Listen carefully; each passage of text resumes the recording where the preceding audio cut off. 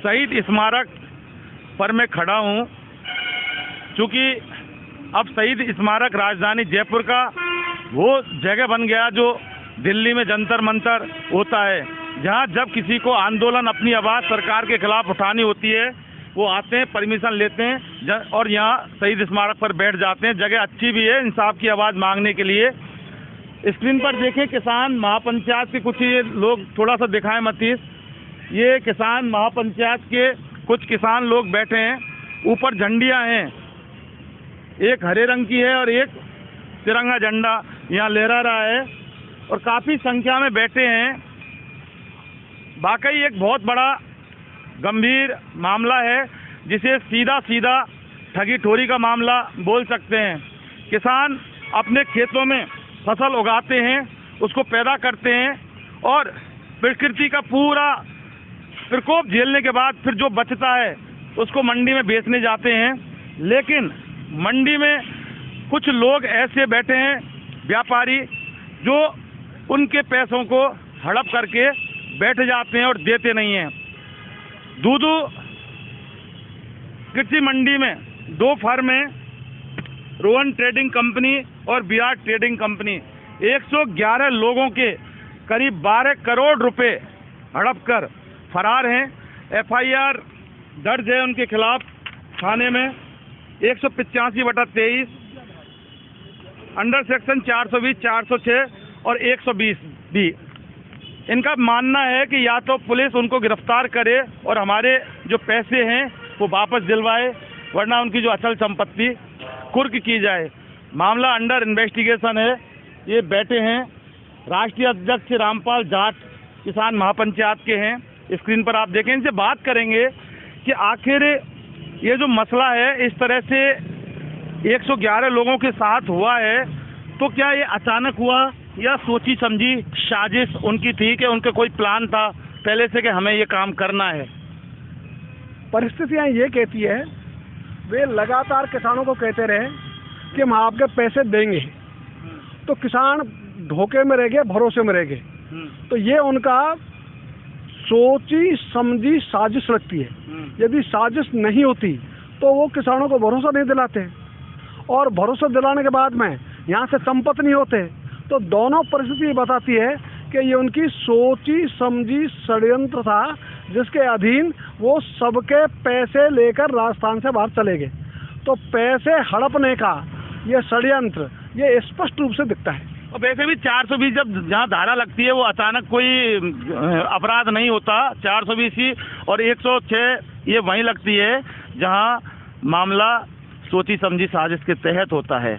निश्चित रूप से इसीलिए FIR में जो अपराध दर्ज किया गया है वो 420, 406 और 120B, जिनमें उनके रिश्तेदार हैं, अमन और नमन दोनों के ससुराल वाले हैं, उनके चाचा जी हैं, उनके परिजन हैं, वे सब उनको भगाने में सहयोग कर रहे हैं और वे रकम हड़प कर जाएं इसमें सहयोग कर रहे हैं। तो उनका भी नाम FIR में है।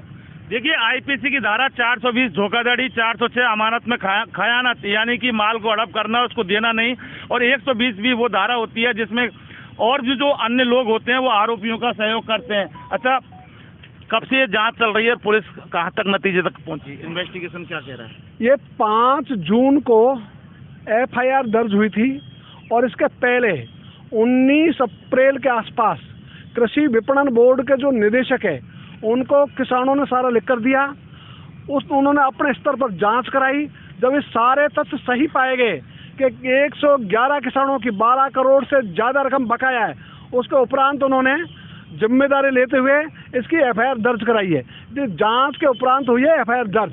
तो इस समय 19 अप्रैल से शुरू हुआ, तब तक लोगों ने इंतजार किया कि चलो ये पैसे दे देंगे। तो उनको लगा कि तो मिल ही नहीं रहे हैं, अब तो वो उनके मोबाइल भी नहीं मिल रहे हैं, केवल उनके रिश्तेदार और परिजनों के संपर्क में हैं, बाकी के संपर्क में नहीं है। तब जाके उनकी गाढ़े पसीने की कमाई को जो लेकर भाग गए, उनके खिलाफ उन्होंने जब कोई उपचार नहीं बचा तब ये मोर्चा खोला है। परिवादी कौन है आपका? परिवादी महिपाल सिंह, सचिव कृषि उपज मंडी, सूरजपोल, जयपुर। अब आप क्या स्टैंड लोगे? अगर आरोपी पकड़ में नहीं आते हैं तो उसके बाद आपकी जो नेक्स्ट रणनीति क्या रहेगी? हमारी रणनीति रहेगी, हमारे जो गाढ़े पसीने की कमाई थी उसको वसूल करने के लिए आंदोलन की रणनीति तैयार करेंगे।